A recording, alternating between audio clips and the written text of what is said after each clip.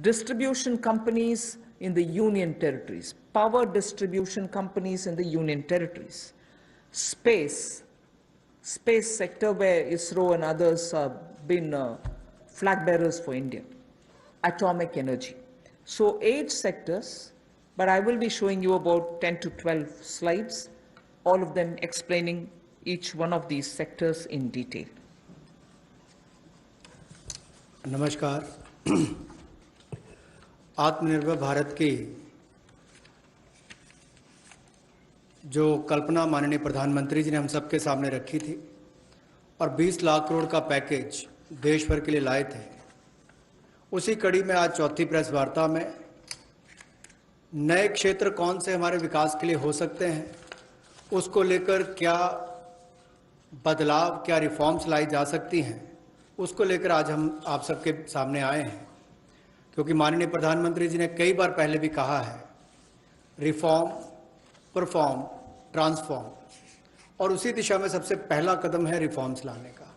पिछले कुछ दिनों में एमएसएमई सेक्टर हो या एग्रीकल्चर सेक्टर हो, इनकी परिभाषाएं चाहे एमएसएमई की हो, ये एसेंशियल कमोडिटीज एक्ट की हो, एपीएमसी एक्ट की बात हो, इनको बदलने से ही इतनी पॉजिटिव बातचीत पूरे देश भर में हो रही है। एक सकारात्मक सोच इन दोनों वर्गों में देश भर के करोड़ों लोगों के बीच में चल रही है। एक नया क्षेत्र या बाकी नए क्षेत्र, जिनकी माननीय वित्त मंत्री जी ने अभी बात कही कि 8 नए क्षेत्रों को लेकर आप सबके सामने आए हैं। ये भी कहा कि आत्मनिर्भर भारत को कड़ी प्रतिस्पर्धा के लिए तैयार रहना होगा, हर चैलेंज के लिए, चुनौती के लिए तैयार रहना होगा, और जहां जहां नीतिगत बदलाव चाहिए वहां वहां नीतिगत बदलाव लाने के लिए भी हम लोग तैयार हैं। अब इम्प्लीमेंटेशन की बात आती है, उसके लिए माने ही मोदी जी जाते हैं कि किस तरह से अच्छी इम्प्लीमेंटेशन पिछले 6 वर्षों में करके दिखाई।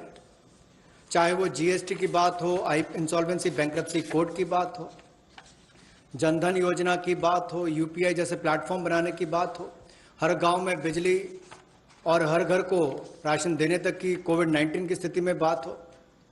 तो इसलिए इस सेक्टर्स में भी तेजी कैसे आए, फास्ट ट्रैक इन्वेस्टमेंट की कैसे हो, उसके लिए एम्पावर्ड ग्रुप ऑफ सेक्रेटरीज का गठन किया गया है, जो निजी निवेश की मंजूरी के लिए गति देने का काम उसमें से करेंगे ताकि उसमें सहायता मिल सके और आकर्षित हम विदेशी निवेश को कर सकें।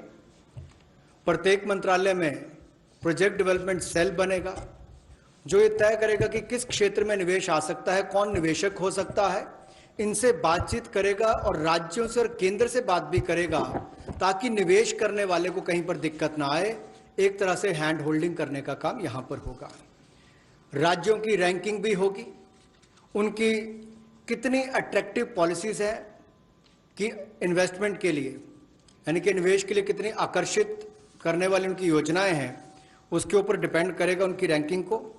और नए चैंपियन सेक्टर्स को बढ़ावा देने के लिए, चाहे वो सोलर पीवी हो, इसकी मैन्युफैक्चरिंग की बात हो, या एडवांस सेल बैटरी मैन्युफैक्चरिंग की बात हो, इसके लिए भी जो भी इंसेंटिव देने होंगे वो भी हम लेकर आएंगे ताकि इन क्षेत्रों में भी बढ़ावा, ऐसे और कई क्षेत्रों में भी बढ़ावा मिल सके जो नए चैंपियन सेक्टर्स हैं। अब इंडस्ट्रियल इंफ्रास्ट्रक्चर की अगर बात करें, औद्योगिक बुनियादी ढांचे में उसके उन्नयन के लिए इस योजना को लाया गया है ताकि देश भर में जो लगभग 3,376 industrial park, industrial estate, SEZ, ये लगभग 5 लाख हेक्टेयर्स में फैले हुए हैं और इन सब की जानकारी आपको औद्योगिक सूचना प्रणाली यानी कि IIS पर मिलेगी, जिसकी GIS मैपिंग की जाएगी ताकि निवेश करने वाले को कोई दिक्कत ना हो। जो उसको बाद में दिक्कत आती थी जमीन से जुड़े मुद्दों को लेकर, वो भी दूर होगी। जमीन की उपलब्धता भी 5 लाख हेक्टेयर के लगभग जो इंडस्ट्रियल हमारे स्टेट्स हैं या हमारे पार्क्स हैं उनमें भी जो होगी उसमें उनको लाभ मिलेगा। और इसीलिए इस योजना में बदलाव भी लाया गया है। इसको मिशन मोड पर, चैलेंज मोड पर किया जाएगा ताकि ज़्यादा से ज़्यादा निवेशकों को जमीन जल्द से जल्द उपलब्ध राज्यों में करवाई जा सके और इसके लिए कनेक्टिविटी में भी सुधार होगा और कॉमन इंफ्रास्ट्रक्चर जो है उसमें भी अपग्रेड करने का काम किया जाएगा। The first of the 8 sectors that I want to speak about is coal. There are 4 slides all speaking about the various steps, but I will run through about all the 4, even though the sequencing may be a bit different. We are bringing in commercial mining in coal sector. You know, coal, as all of you all know, coal is a government monopoly. That government monopoly is what is now being removed. Commercial mining of coal on a revenue sharing basis would help more coal availability and also more coal availability at market prices. So this will be far more efficient and more people can get to using it. Liberalized entries will be allowed for people to participate for a range of coal blocks, and for those who produce well before the deadline, incentives also will be given. But let's first understand, if India, which is the 3rd richest or which has the 3rd largest and 3rd large valued coal availability in its mines, in untapped mines, meaning it has the 3rd valuable deposit of coal, and we still import coal, and we still sometimes feel that the energy sector is suffering because raw material is not available. So regulations are required, and this line you would recall I've said day before yesterday, I've also said yesterday, regulations are required when there is a shortage. But this country has got abundant coal, and we've been regulating it, suffocating it from producing ample quantity of coal which will be required by the industry. Economy can be benefiting from this kind of opening up. Of course, we are conscious that coal is not so environment friendly. So in order to have coal converted into gas, we are providing incentive so that coal is also used, but the environment commitments of India are honored, and we benefit from gasification of coal. And also the coal bed methane also will be auctioned, so that these coal beds which are with Coal India but untapped also can benefit the country. So the coal bed methane extraction also will happen through auctioning. 50,000 crores will be spent by Government of India for creating evacuation infrastructure, because after the coal is mined, brought to the pit head, you don't have enough right kind of infrastructure to have this coal, mined coal, evacuated from there. So 50,000 crores is being given to ensure that evacuation infrastructure is provided. So this is, in short, what is being done to bring in reforms in the coal sector.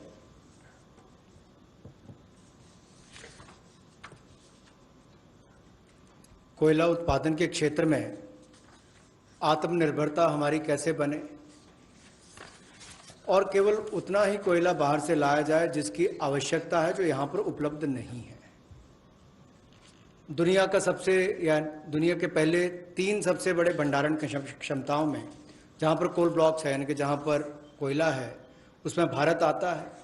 उसके बावजूद हम शायद अपनी क्षमता का दोहन नहीं कर पाए जो हमारे पास उपलब्ध थी, और इसीलिए कुछ बदलाव इसमें किए जाएंगे ताकि इसमें जो प्रति टन पहले जितने रुपए मिलते थे उसकी बजाय अब राजस्व साझा करने की बात आएगी, उस पर जाया जाएगा। और जैसे पहले जो स्टील प्लांट चलाते थे, बिजली का उत्पादन करते थे, केवल उनको मिलता था, इसके लिए ओपन ऑक्शन भी होगी ताकि ओपन मार्केट में सेल कर सकें, ज़्यादा लोग इसमें आए, ज़्यादा इसका खनन हो सके, और इससे देश की अर्थव्यवस्था को और देश के उद्योग को भी बल मिलेगा। लगभग 50 ऐसे नए ब्लॉक्स खनन के लिए नीलामी पर आने वाले समय में उपलब्ध करवाए जाएंगे, और इसमें अपफ्रंट पेमेंट की सीलिंग होगी। कोई पात्रता के बड़ी कंडीशन इसमें नहीं है इस तरह की, केवल उनको अपफ्रंट पेमेंट करनी है। और यही नहीं, इसके अलावा जो पार्शली एक्सप्लोर्ड थे हमारे खदान, उनको भी देने का काम किया जाएगा ताकि उनका भी खनन और किया जा सके और उसका लाभ भी मिले। कहीं ना कहीं आंशिक रूप से ये जो अन्वेषण हुआ था, अब इसको निजी क्षेत्र को देकर जल्दी उसमें और लाभ मिल सकता है और प्लेयर्स आएंगे तो खनन ज़्यादा हो पाएगा। और जो अपना समय से पहले खनन की प्रक्रिया को पूरा करता है तो उसको भी इंसेंटिवाइज करने का काम कुछ ऐसे प्रोग्राम्स के माध्यम से किया जाएगा। गैसिफिकेशन के लिए नई अलॉटमेंट्स की जाएंगी ताकि अलग अलग इसमें डाइवर्सिफाइड अपॉर्चुनिटीज मिल सकें उनको। रेवेन्यू शेयर में उनको रिबेट मिलेगा जो सक्सेसफुल कोल बिडर्स होंगे। और यही नहीं, इसके इंफ्रास्ट्रक्चर के डेवलपमेंट के लिए, आधारभूत ढांचे के डेवलपमेंट के लिए लगभग 50,000 करोड़ रुपया खर्च होगा।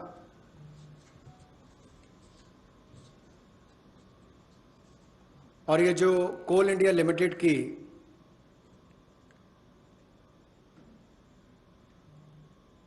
एनहांस्ड एवैक्यूएशन की हम बात करते हैं, NCIL जो कोल इंडिया लिमिटेड की जो खदानें हैं, उसके लिए भी कोल प्रोडक्शन प्राइवेट ब्लॉक्स को दी जाए, उसके लिए भी इसमें अवसर उपलब्ध होंगे।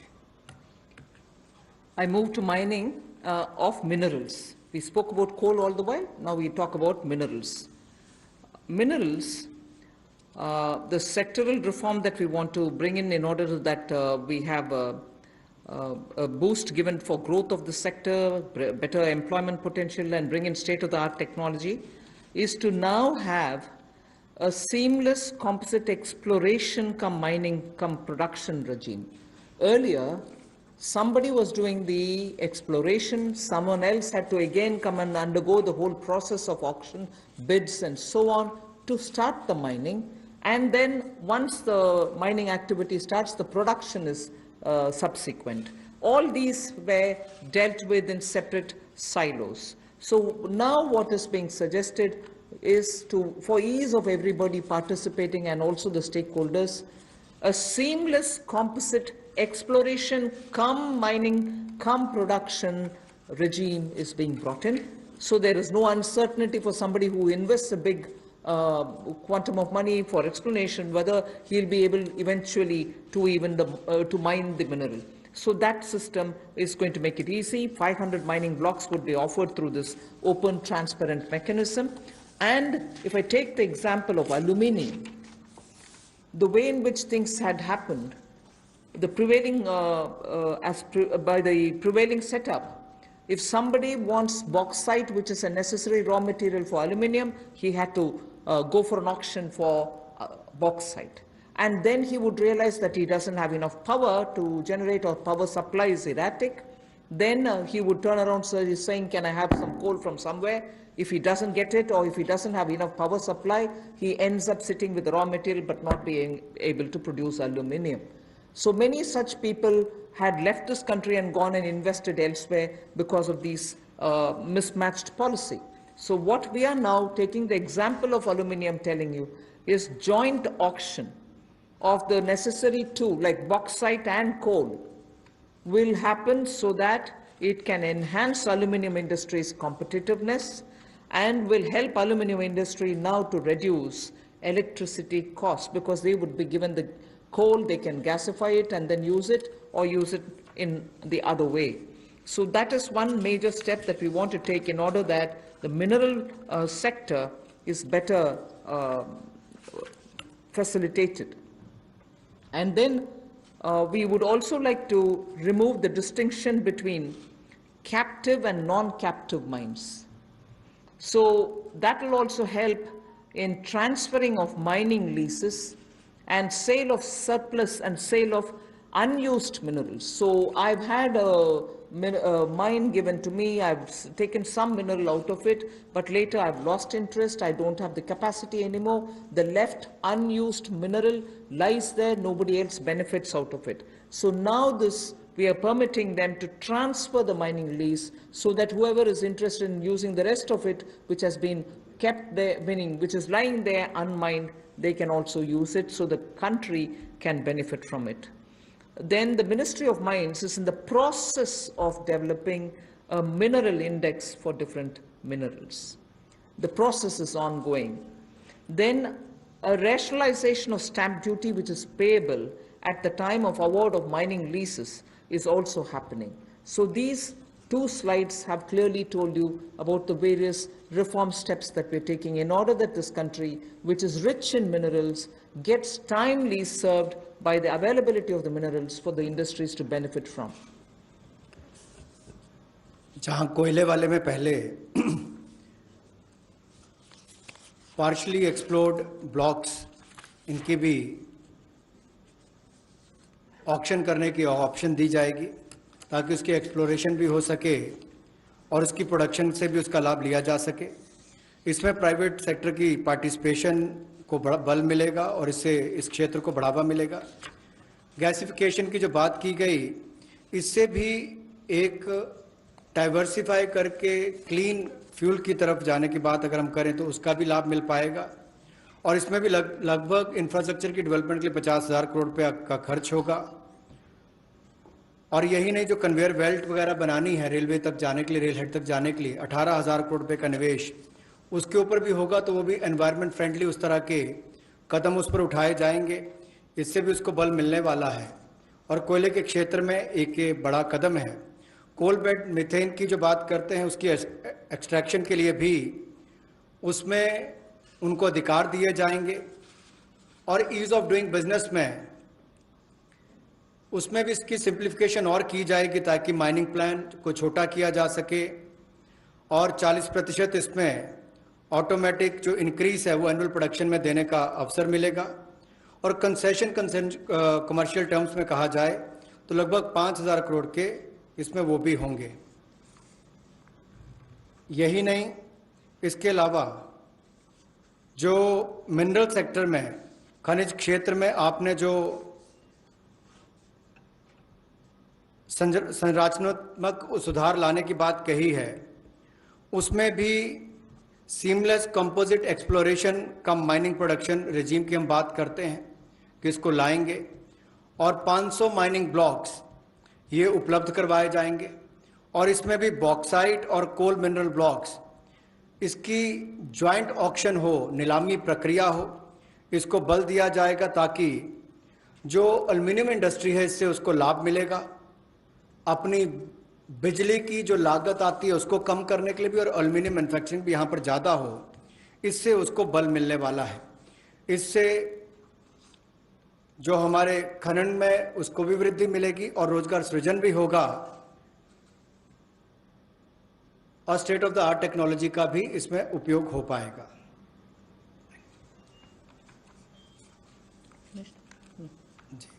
मिनरल इंडेक्स बनाने की एक बात हमने यहाँ पर की है जिसको डेवलप किया जाएगा और स्टैंप ड्यूटी को रैशनलाइज किया जाएगा उस समय जब वो अवार्ड की जाएगी माइनिंग लीसेस, उस समय उनको कर दिया जाएगा। We now move over to talking about defense production.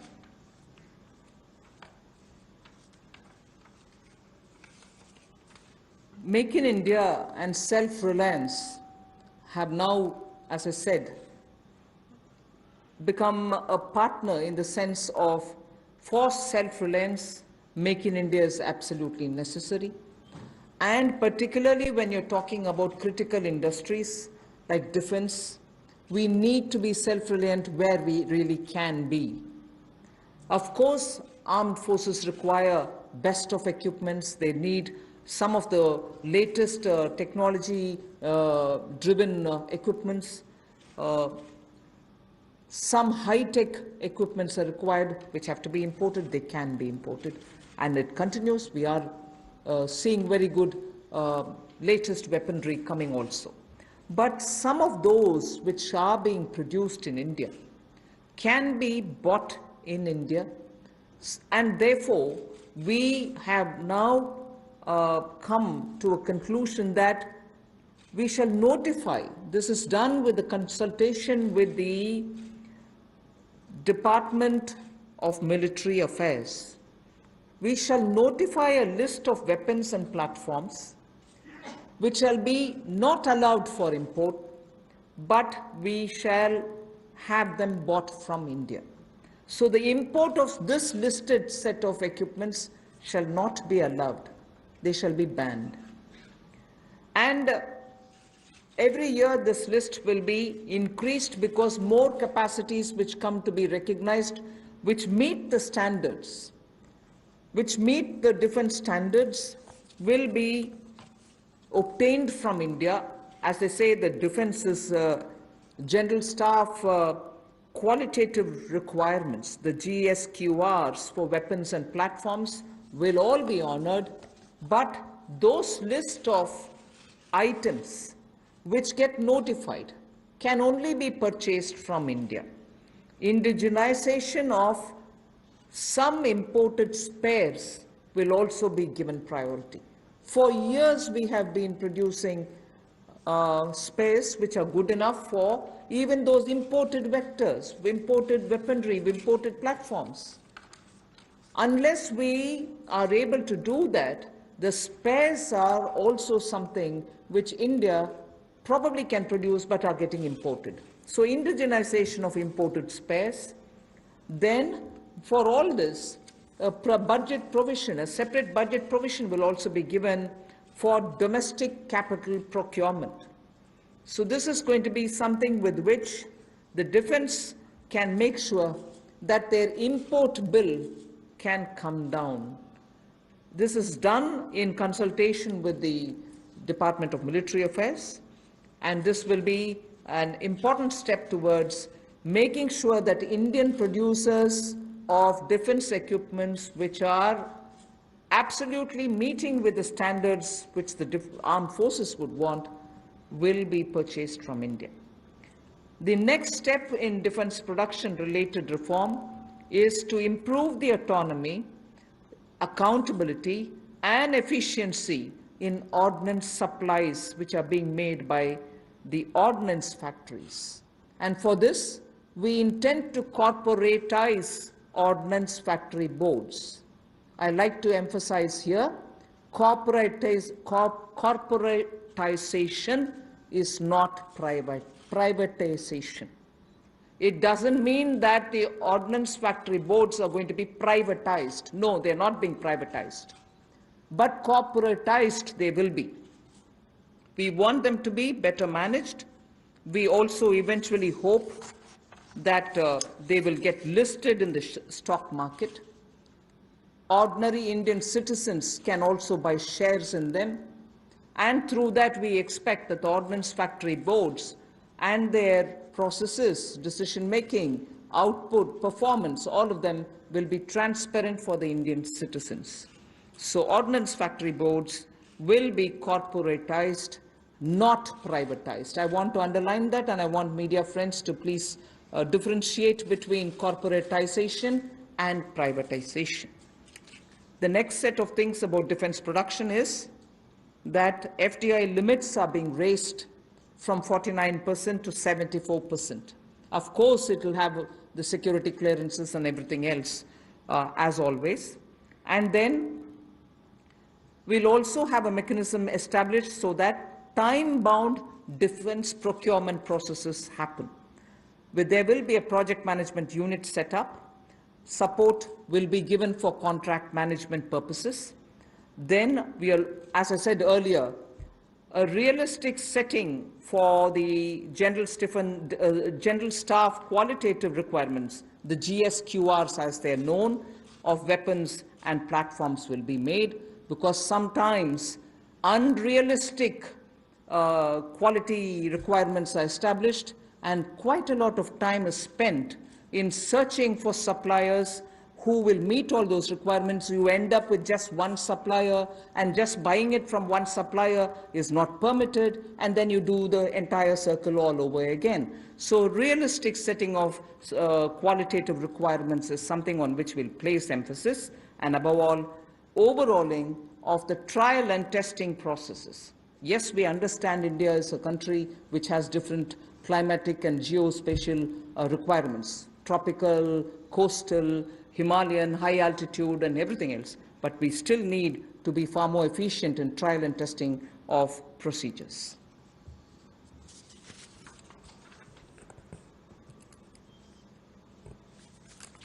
रक्षा उत्पाद में आत्मनिर्भरता लाने के लिए मेक इन इंडिया को बल देना बहुत आवश्यक है और पिछले 3 वर्षों में बहुत सारे क्षेत्रों में भारत में इस दिशा में कदम उठाए गए और रक्षा उत्पाद के लिए मेक इन इंडिया को बल देना और आत्मनिर्भरता लाना इस दिशा में एक कदम है।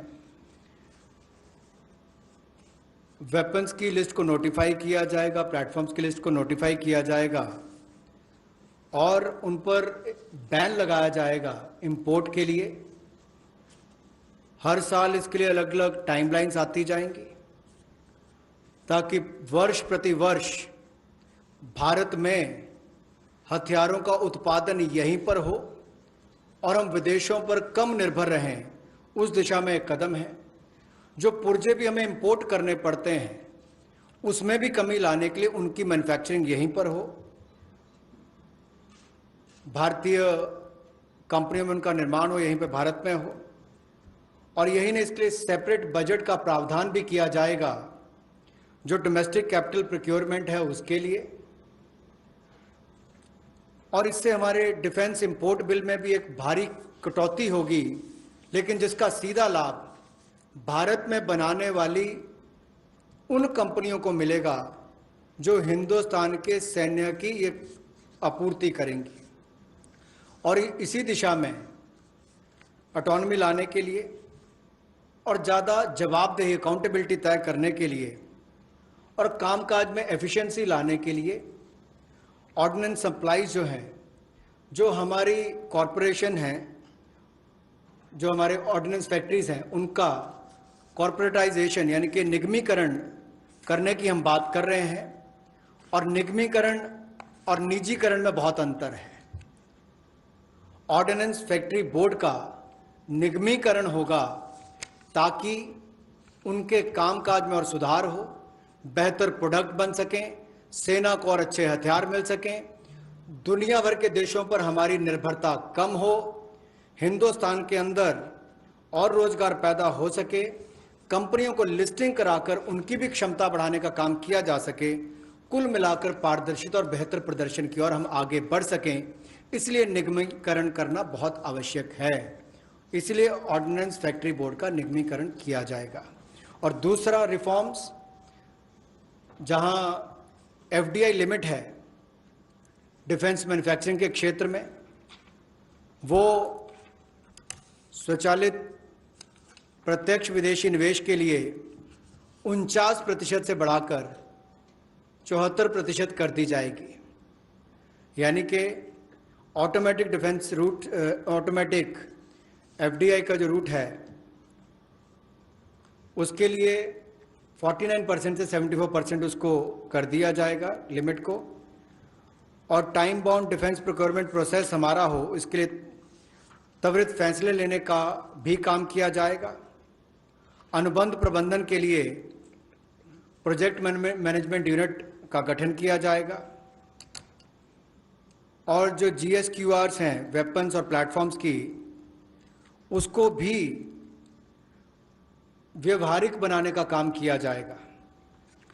और जो हमारे प्रशिक्षण की प्रक्रियाएं हैं जिसमें बहुत लंबा समय, कई बार वर्षों तक लग जाते हैं, उसका जीर्णोद्धार भी किया जाएगा ताकि उसमें कम समय लगे और जल्दी प्रोक्योरमेंट करने का, ताकि टेस्टिंग समय पर हो जाए, ट्रायल्स हो जाए और हम समय पर उनका ऑर्डर कर सकें। The next 3 relate to civil aviation. I'll be fairly speedy about them. One relates to airspace management. The next relates to PPP and airports which are being given for management and maintenance. Then MRO hub. The 3 are put together relating to civil aviation. The first is the airspace management. Just to give you a background, only about 60% of the Indian airspace is freely available. And that's because airspace is fairly restricted for its use for civil purposes and defense purposes. This means that all these years, all these decades, we have been flying to most destinations, not through the shortest route, but slightly longer routes, which means you're having more time in the air. This actually has to be rationalized. Optimum utilization of airspace is best, because after all, the fuel spent is also something which we import. Huge bill goes for that.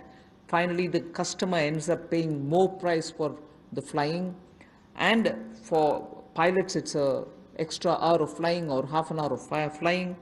Above all, if we are able to optimally utilize the airspace and reach quickly, every one of our time is saved, and therefore now rationalization is going to happen. We will be able to get to our destination at the shortest possible time, thus saving travel time, thus saving fuel, thus saving also the pilot's flying time.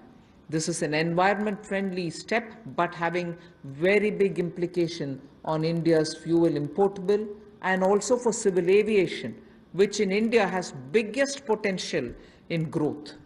Civil aviation is up for a big leap. So the airspace availability through which the flying time is influenced is going to be better. That is one. The second that I'd like to tell you about is 6 more airports are for auction, and the Airports Authority of India shall do it on public-private basis, PPP basis. Additional investments also are likely to happen by private players in about 12 airports, which they are already holding, for better world-class facilities to be brought in. So majorly, airports in India will become far more with better facility and customer experience. This has financial implications to the extent not so much for the budget, but the AAI, the Airports Authority of India, will get a down payment of 2,300 crores, and also the first and second rounds of investments are expected to get 13,000 crores. So this is one step which will at a time increase better facilities and also make our airports a lot more worthy experience for the passengers. The third in this, because it's all pertain to civil aviation, is making India an MRO hub. This was mentioned also in the budget. Maintenance, repair and overhaul of aircrafts is a big business. Most of the Indian aircrafts themselves go abroad to do their repair works, spend on parts there, and also come back for after the overhaul to India. But maintenance and repair and overall, India has all the capacities, manpower skills required, soft skills required, and also India can then be the center for many of the flights which go towards Southeast Asia, long distance to Australia, similarly westwards also. If we make sure that MRO's ecosystem is created in India, for which the tax regime has already been altered so that it favors setting up MRO in India, this is a major step that we want to make sure that India benefits from. And in this, not just civil aircrafts, but also defense aircrafts can also be benefiting from the MRO, which if we make India as a huge hub. Maintenance cost for all airlines will come down, and that again will have a ripple effect on the passengers. The travelers can probably pay less after that. So these are 3 put together reforms for the civil aviation sector. Civil aviation sector को लेकर जो 3 बड़े कदम हैं, हम सबको पता है समय की बहुत कीमत है और हर व्यक्ति के समय को बचाने का प्रयास किया जाए। इसके लिए हवाई क्षेत्र में यानी कि जो हवाई जहाज से उड़ते हैं उनके लिए अगर कुल मिलाकर देखा जाए तो मात्र 60% भारतीय हवाई क्षेत्र जो है वो नागरिक विमानों के लिए उपलब्ध है। इसलिए भारतीय नागरिक विमानों को लंबे रास्ते लेने पड़ते हैं, जिसमें लोगों का समय भी जाता है, फ्यूल भी ज़्यादा कंज्यूम होता है। अब भारतीय हवाई क्षेत्र की इस पाबंदी को और सरल और जो हम सुगम बनाएंगे, जिससे नागरिक विमानों के लिए कम समय लगेगा और वो ज़्यादा दक्ष बन सकेंगे। मिलिट्री अफेयर विभाग के साथ समन्वय करके इसको 2 महीने के अंतर्गत सुलझा लिया जाएगा और अवसर उपलब्ध करवाए जाएंगे। इससे विमानन क्षेत्र को 1000 करोड़ रुपए का फायदा होगा, जिससे सीधे तौर पर अगर आप देखें तो एयर टर्बाइन फ्यूल वो बचेगा, तो हमारा इंपोर्ट बिल भी कम होगा, लोगों का समय बचेगा, एनवायरनमेंट बचेगा, पर्यावरण को बचेंगे और समय कम लगेगा। ये एनवायरनमेंट फ्रेंडली इनिशिएटिव भी हमारा है और एयर स्पेस की मैक्सिमम यूटिलाइजेशन भी हो सकेगी। दूसरा, हवाई अड्डों पर अच्छी सुविधाएं और कैसे मिले, इसके लिए वर्ल्ड क्लास एयरपोर्ट्स पीपीपी के माध्यम से, प्राइवेट पार्टनरशिप के माध्यम से कैसे हो। एयरपोर्ट अथॉरिटी ऑफ इंडिया ने ये सार्वजनिक निजी साझेदारी के तहत 6 में से 3 हवाई अड्डों का अनुबंध प्रदान किया है और इसमें से जहां पहले 540 करोड़ रुपया आता था प्रतिवर्ष, अब 1000 करोड़ रुपया आता है। और इसके अलावा एयरपोर्ट अथॉरिटी ऑफ इंडिया को डाउन पेमेंट भी लगभग 2300 करोड़ रुपए की मिलेगी। ये एनुअल रेवेन्यू जो 6 एयरपोर्ट्स का है, और 6 और एयरपोर्ट्स को आइडेंटिफाई किया गया है दूसरे राउंड की बिडिंग के लिए। इसका बिड प्रोसेस भी जल्द शुरू कर दिया जाएगा। अतिरिक्त निवेश जो हम इस प्राइवेट प्लेयर्स के माध्यम से देख रहे हैं निजी क्षेत्र में, ये 12 हवाई अड्डों में पहले और दूसरे चरण में लगभग 13,000 करोड़ रुपए का आएगा।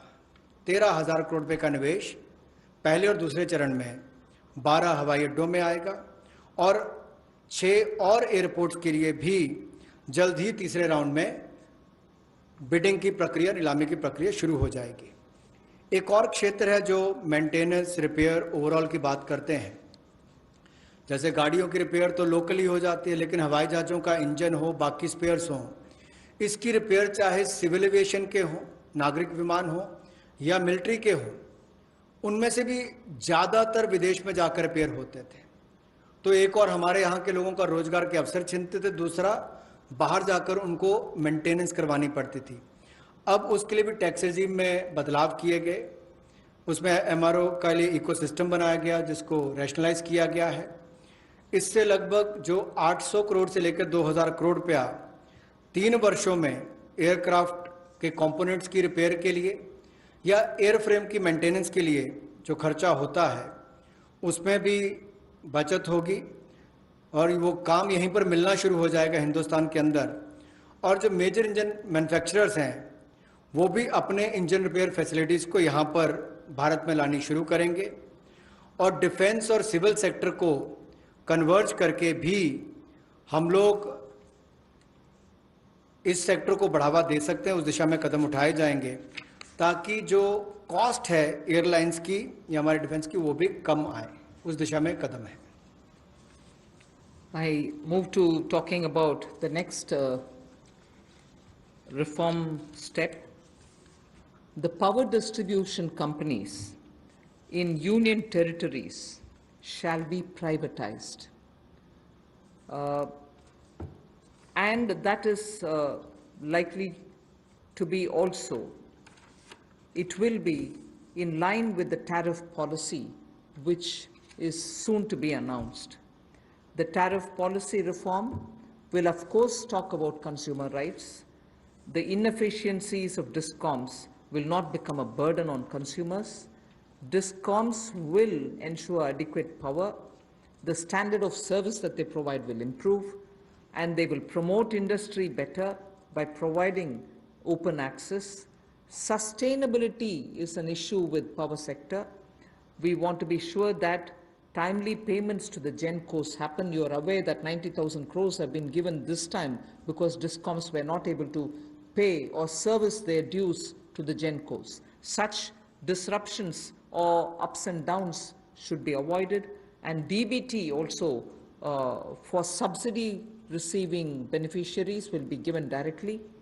and smart prepaid meters will be set up, about which I had mentioned in the budget also. So tariff policy coming into place will also see one more major step in that in the union territories, we shall make sure that the DISCOMs are privatized. Suboptimal performance of power distribution and supply can never be in favor of the customer. So that is as regards power sector reforms.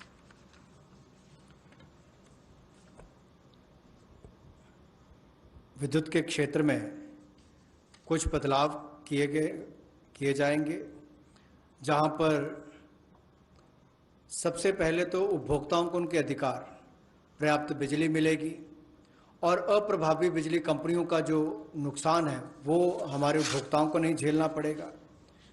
Discoms को पर्याप्त बिजली उपभोक्ता को उपलब्ध करवानी पड़ेगी, load shedding करने वाले को पेनलाइज किया जाएगा। दूसरा, इंडस्ट्री को बल मिलेगा, उद्योग को बढ़ावा मिलेगा, इससे क्रॉस सब्सिडी में कमी आएगी, विद्युत उत्पादन को बढ़ावा मिलेगा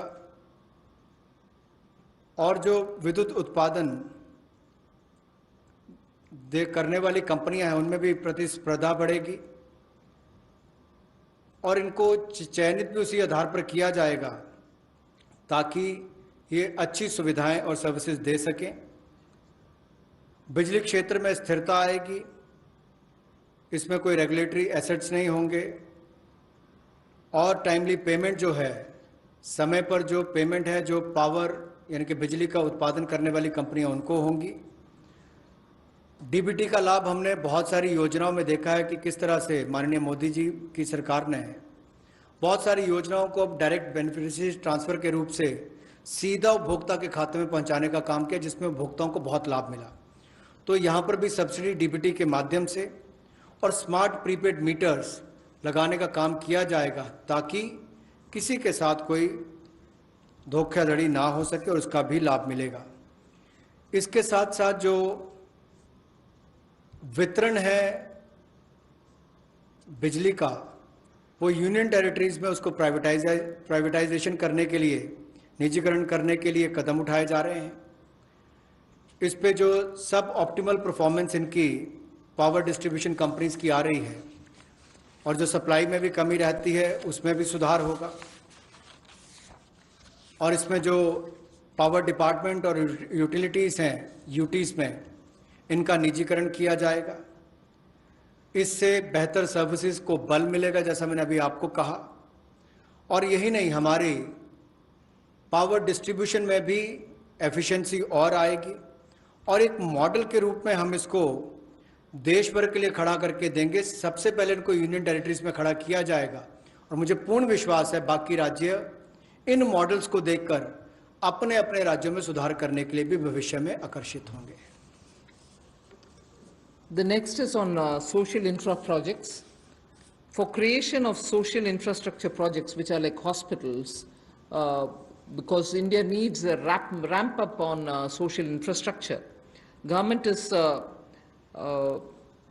made a provision for 8,100 crores, that will be the total outlay, which will be going in the form of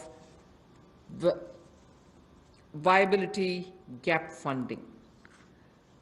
So in general, for most projects which are supported by government or states or the statutory bodies, 20% is what is given as viability gap funding.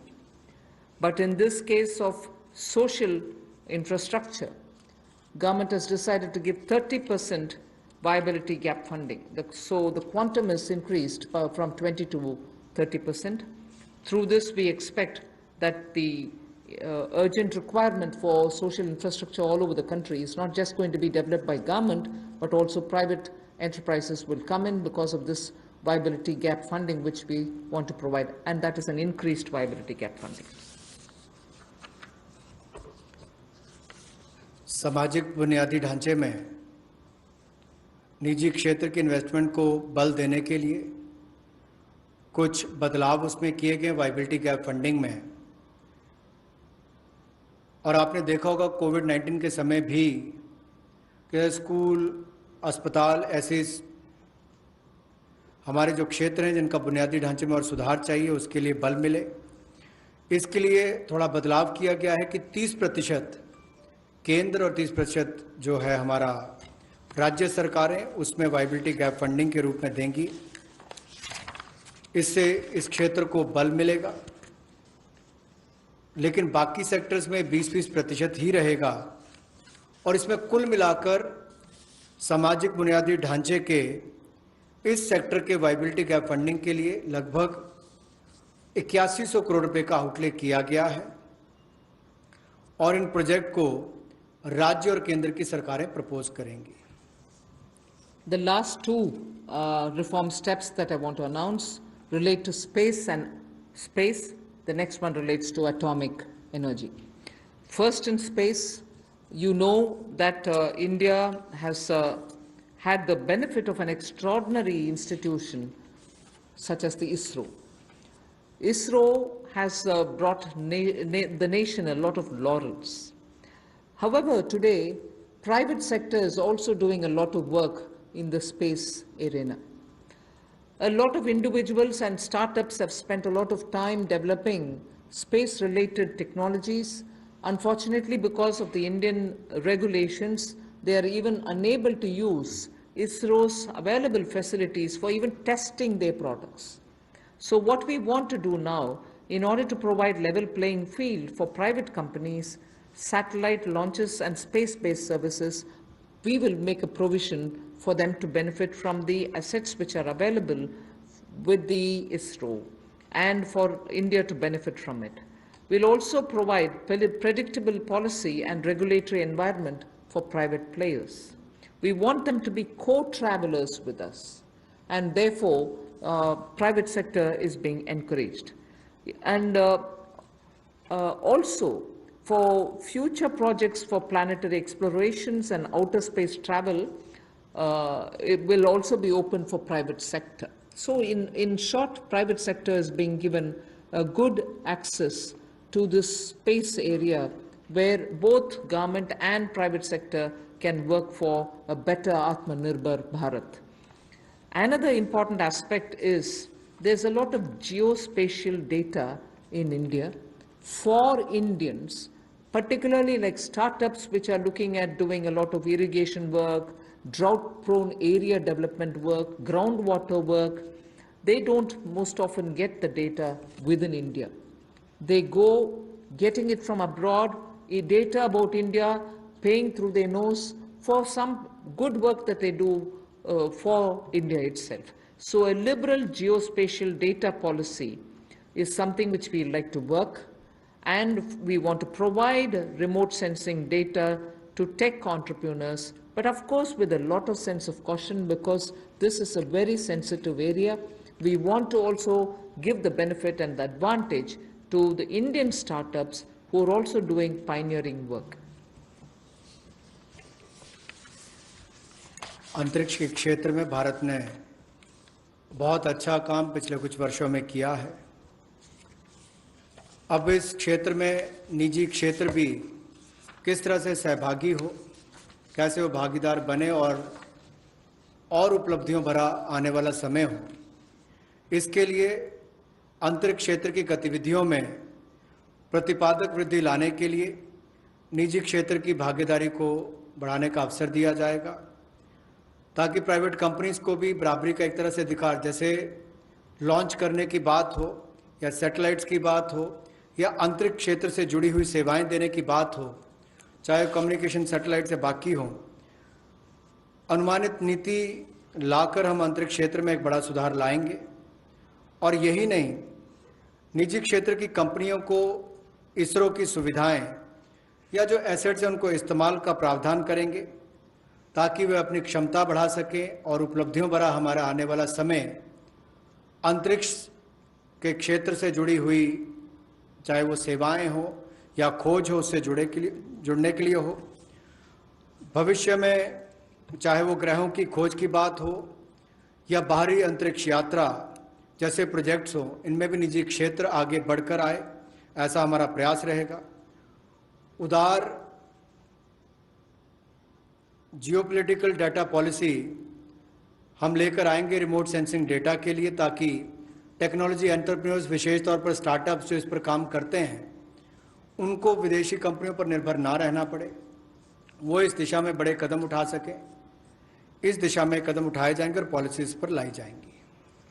The last step for today under the set of reforms that we are announcing is related to atomic energy related reforms. There shall be a research reactor in PPP model which will be established only for the production of medical isotopes. Now, medical isotopes are increasingly used in cancer treatment. In fact, India has earned a lot of goodwill from very many countries which had India supply them these isotopes. So absolutely for promoting welfare of humanity through affordable treatment for cancer and other diseases, we shall be establishing a research reactor in PPP mode, and that will produce medical isotopes. The next is establishing facilities in, again, PPP mode. Atomic energy is completely with the government, but here are the ways in which we are bringing in the PPP mode, establishing facilities in PPP mode to use irradiation technology, the radiation technology, for food preservation. Radiation technology, as you know, at one point in time the government also was discussing it, and a lot of you all were asking us questions. In crops which are like perishable crops like onions, most often when there is a good crop, because of its short shelf life, they are normally sold at a absolutely low price, or they are left to rot. Whereas when you use radiation technology, we are able to provide it the necessary qualities with which it can be stored for a longer time. Shelf life of perishable goods like onions can be improved and longevity given.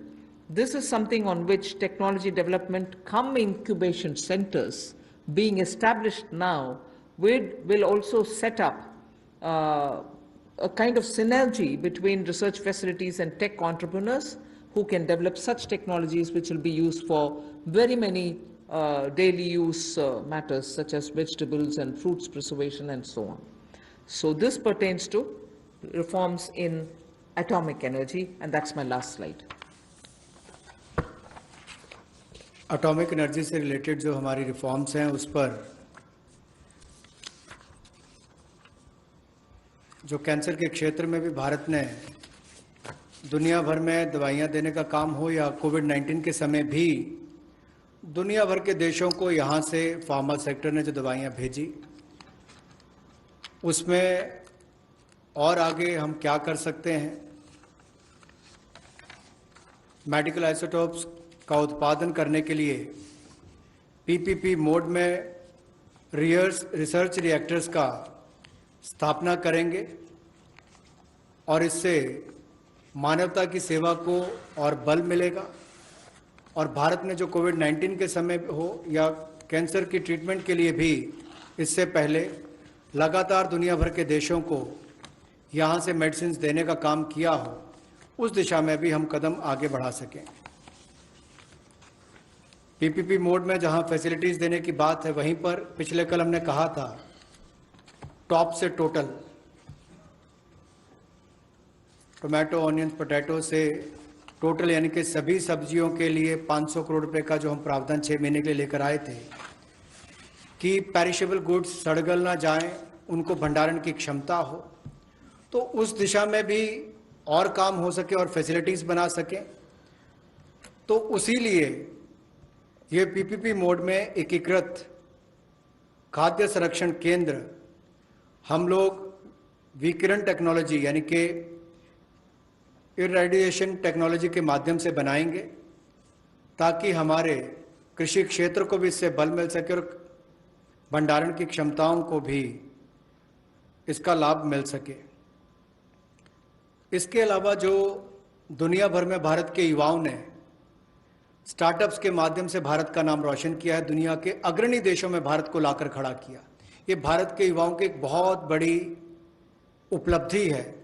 उसी दिशा में ये startup के robust ecosystem को हम nuclear sector के साथ जोड़ने जा रहे हैं, ताकि टेक्नोलॉजी डेवलपमेंट कम इंक्यूबेशन सेंटर्स को सेटअप किया जा सके, इनकी सिनर्जी हो हमारे रिसर्च फैसिलिटीज़ और टेक्नोलॉजी एंटरप्रेन्योर्स के बीच में। एक बहुत बड़ा कदम है इस दिशा में कि एक नया क्षेत्र हमारे देश के युवाओं को अपनी प्रतिभा दिखाने के लिए मिलेगा। स्टार्टअप्स के माध्यम से उन्होंने दुनिया भर में भारत का नाम रोशन किया है, उससे बल मिलेगा और निश्चित तौर पर इससे आगे बढ़ने के अवसर मिलेंगे। और वहीं पर टॉप से टोटल में हमें टेक्नोलॉजी का लाभ भी किसानों के लिए और भंडारण क्षमता के लिए मिलेगा। बहुत बहुत धन्यवाद। धन्यवाद। Friends, we can take some questions, otherwise 12.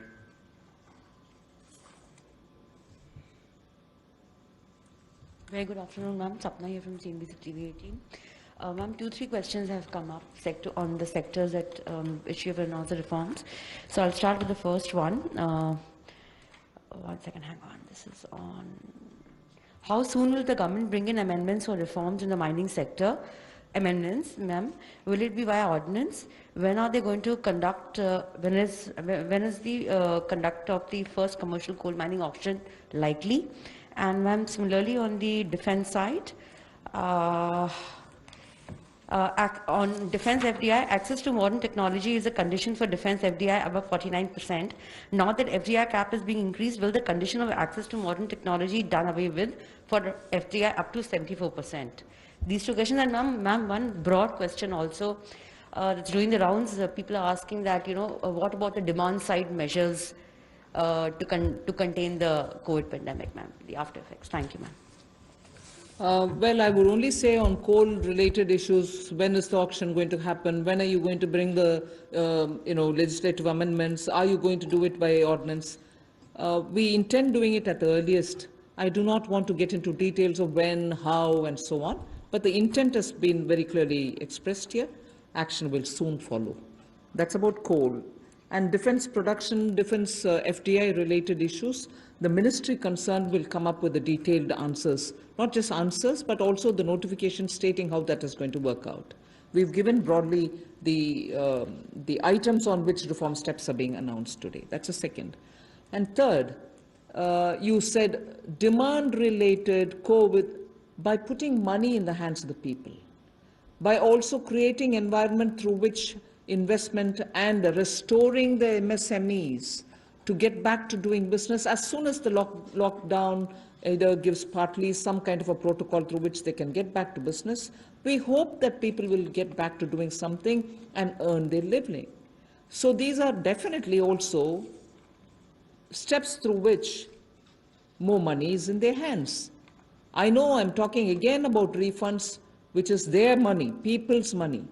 But that is also being pushed out so soon instead of spreading it over the next couple of months so that people can have money in their hands again. Those taxation amounts which they have to pay, we are saying, all right, don't pay now, you pay later. That's money in their hands. So I can go on a bit like this. I'm not really indicating or saying I've done everything possible. We are trying to help people so that they can have money in their hands now, and that is definitely going to help in boosting demand. 114. Madam नमस्कार, महावीर सिंह बोल रहा हूँ PTI से। आपने किसानों के लिए हाल में कई घोषणाएं की हैं, किसानों को उनकी उपज का अच्छा दाम मिले, उनको अपनी पसंद के बाज़ार में माल बेचने की सुविधा मिले। सरकार कई चीज़ों के एमएसपी घोषित करती है, गेहूं, चावल, तिलहन, कई चीज़ों की एमएसपी हर साल घोषित करती है, लेकिन लगातार ये शिकायत मिलती है कि किसानों को एमएसपी नहीं मिलता है। अभी जैसे सरसों की फसल आ रही है, सोयाबीन की फसल आने वाली है, तो एमएसपी उनको नहीं मिलता है। एक आपका जो एनसीडीएक्स और ये वायदा बाज़ार चलते हैं, फॉरवर्ड मार्केट होती है, उसमें सब में दाम एमएसपी से नीचे बोले जाते हैं, नीचे चलते हैं। तो सरकार इसके बारे में क्या सोच रही है कुछ कि उसमें फॉरवर्ड ट्रेडिंग होती है कि जून में ये रेट होगा, जुलाई में ये रेट होगा, सब एमएसपी से नीचे होता है। तो सरकार जब एक तरफ किसानों को ऊंचा दाम देने की बात कर रही है और दूसरी तरफ फॉरवर्ड मार्केट में दाम एकदम नीचे होता है, कैसे सरकार इसको किसानों को फ़ायदा पहुंचाएगी। एमएसपी जब सरकार देती है, मार्केट रेट से जब प्राइस गिर जाता है, उस समय उनको एमएसपी के द्वारा सरकार प्रोक्योरमेंट में जोड़ने में उनको सही दाम मिल पाएगा। अगर आप बोल रहे हैं एमएसपी नहीं दिया जाता है, जरूर वो स्टेट में हम पूछ सकते हैं कि क्या कुछ विषय है। सो मैं इससे ज्यादा स्पेसिफिकली वो नहीं मिल रहा है, कहाँ नहीं मिल रहा है, ऐसे तर्क कर नहीं सकती हूँ। जरूर आप आपके इंफॉर्मेशन जो भी राज्य सरकार का है, आप प्लीज हमें दे दीजिए। वे जरूर किसान को मदद करने के लिए जो करना है जरूर करेंगे। Last question, 14. Ma'am, two things. Timsi this side from CNBC TV 18. Firstly, you referred today.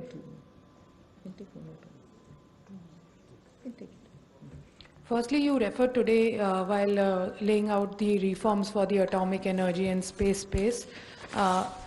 What else is there in store for startups in the reforms, in the various announcements that you've made so far?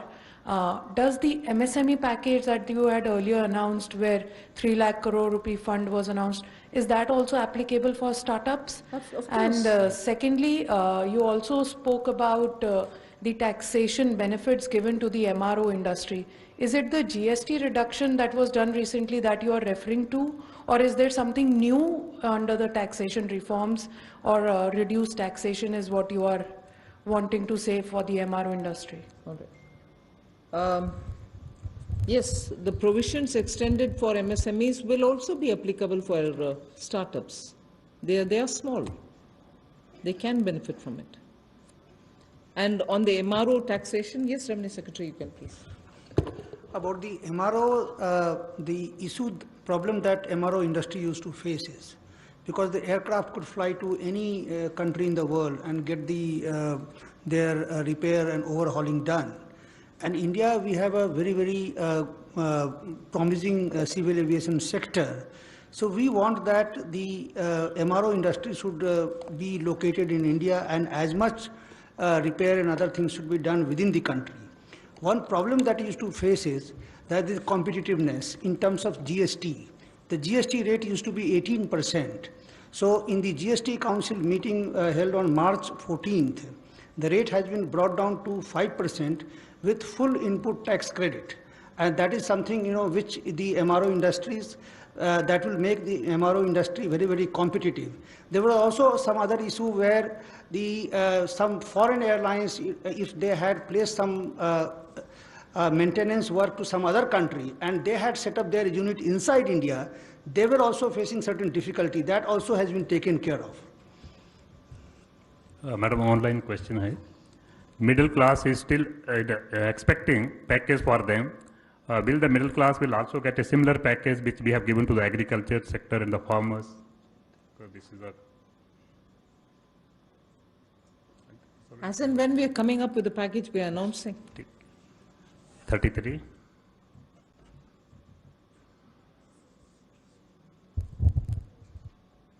Ma'am, Sushil from ANI, ma'am.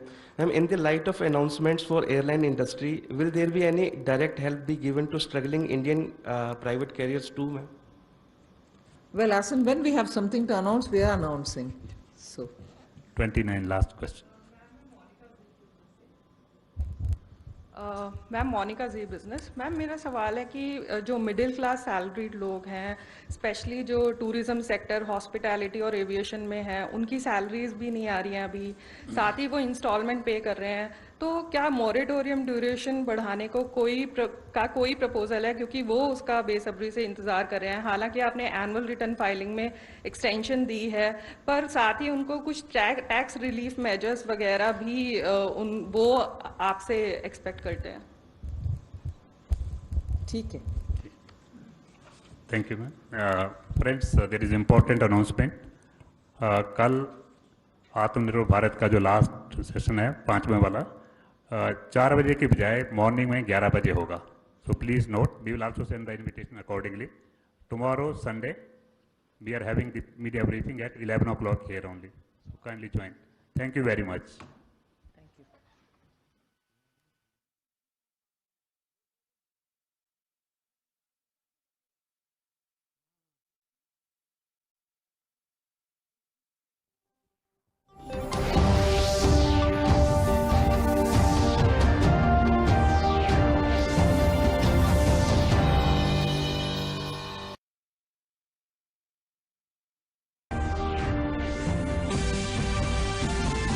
Ballia सड़क हादसे में 24 Muhajir मजदूरों की मौत। हादसे पर वजीर आला सख्त, 2 थाना इंचार्जों को किया गया मुअत्तल। एसएसपी आगरा और मथुरा से तलब की गई वजाहत।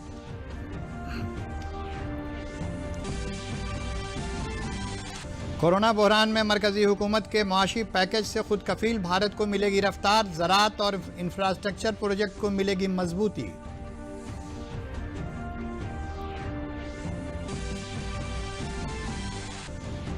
मरकजी हुकूमत के पैकेज के बाद पूरी रियासत के किसान